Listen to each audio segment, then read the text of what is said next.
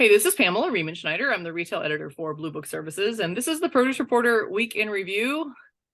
Greg, this week has been, every single day, one, if not more, mergers and acquisitions announced. Huge news. It kind of seems like an economic trend in our industry. Yeah, and you know what?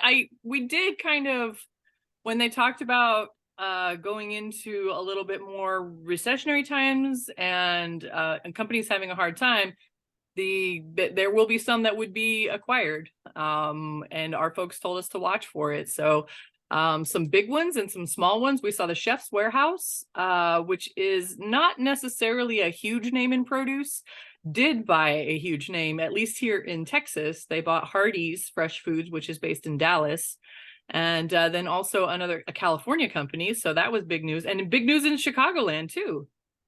Right.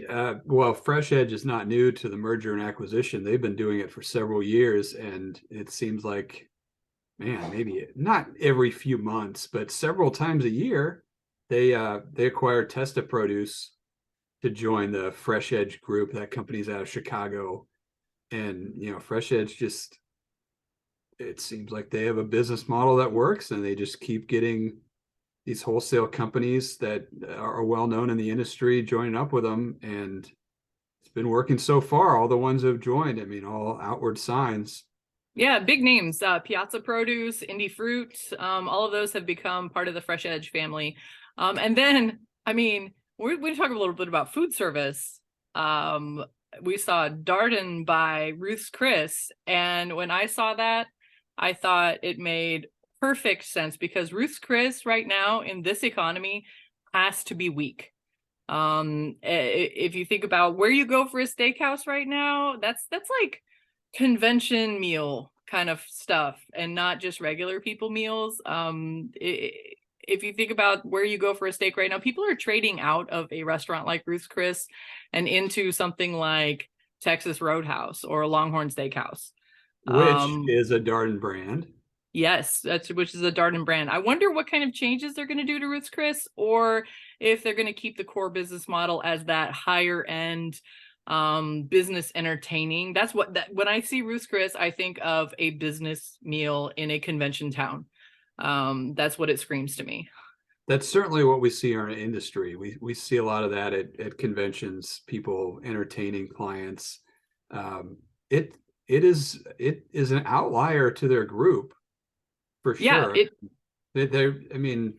Darden restaurants are, they're ubiquitous chain type restaurants, but nothing's high end. It's Olive Garden, Longhorns, Cheddar's, Yard House.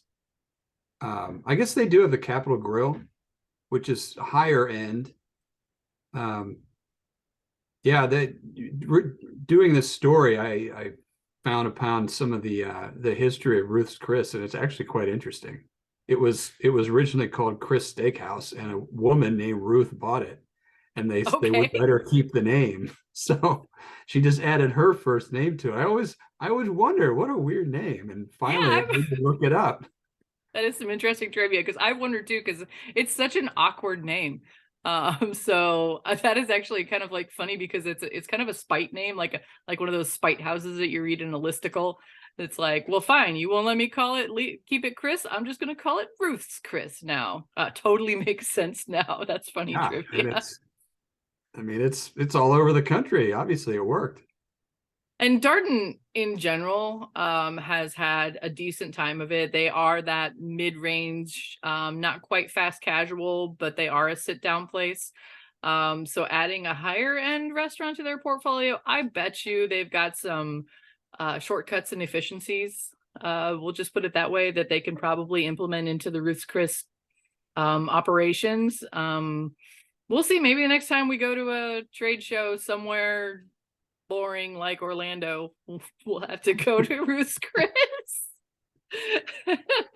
Come on. Why do you go to Orlando if you're not going to Disney or a convention? I would guess that a lot of those brands do well at Disney. All right, then, you know what, another story that we had this week kind of ties into, it's all a big cycle and circle of news. You threw out something that has been bugging you for a while, pun intended. Yeah, they're not serving these at Olive Garden just yet. I yeah, we look on the wire stories every day, and we've seen so many of these insect for human consumption startup stories, and it's really outside of our what we report on. But we follow food trends, and so I keep seeing these, and it's just so revolting. And I was like, I want to talk to some food experts, some nutrition experts, and see what they think about this. So I ended up interviewing two nutrition professionals, registered dietitians.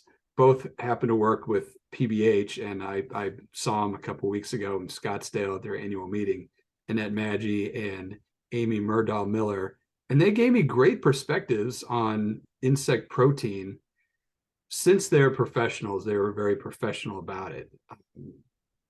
Both said it has incredibly high climb in the U.S. market, and that's what I would have expected to hear. I don't think Americans are going to turn to this anytime soon.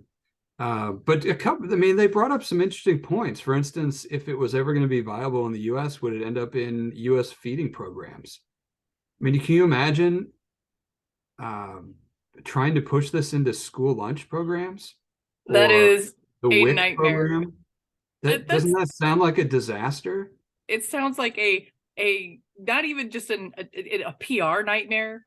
That sounds like whatever government is in charge of whatever who decides to do this would be immediately roasted on every kind of way possible. And the thing about it is that I have tried like cricket cookies or whatever, and the thing is that whenever you get that entryway into it where somebody's trying to get you over the yuck factor, the ick factor of it, they're either chocolate coated ants or cricket cookies or cricket flour made into bread or something that is, more appealing to the American palate and completely taking the nutrition out of it. It's that swap thing that and is swapping it into something that is not good for you. Like chocolate covered crickets are no better. I mean, that's they might as well do chocolate covered cockroaches or something like that. And then in your story, you mentioned that cricket flour smells bad too. And then Yes. it's like game over. Game over. No, Nobody wants to eat yeah, this. it's bad in my mind, and then it smells bad also. Oh, that's just not good. I don't see it. I don't see it happening. And right as I was writing it, there was a story in the Wall Street Journal, which I linked to if our readers are members of Wall Street Journal, about how this group in Switzerland is trying to appeal to children. Basically, they've given up adults. Like, we're never gonna convert adults on this. Let's see about the kids. And I would not be happy if they did that to my kids. Let's just say that.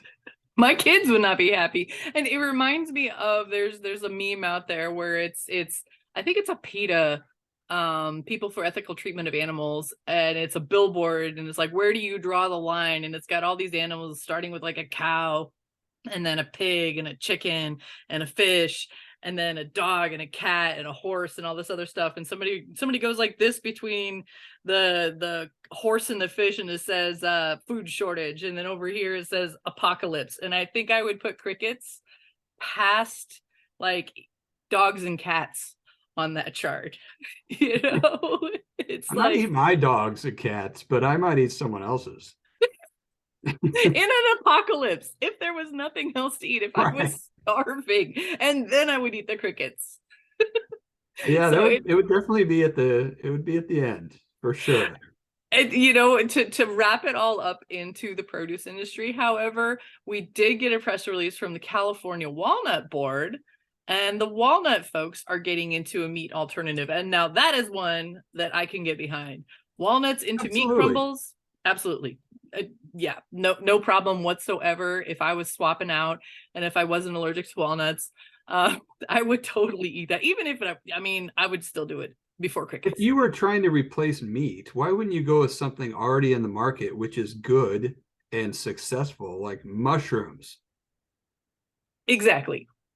That is, but if you want a protein, I mean, walnuts have a lot of nutrients and things like that that are a good swap for the nutritional content of meat. Mushrooms are a good swap to, you know, lower your fat and calories and things like that, while maintaining the flavor and texture. There are already plenty of good swaps in the produce industry and very well developed things, and maybe we can just like save that cricket farm in your back pocket for the apocalypse. There are lots of options that don't involve exoskeletons. All right. Well, that's it for the Produce Reporter Weekend Review. If you are not getting the Produce Reporter, you need to go to producebluebook.com and sign up. Cricket cookies.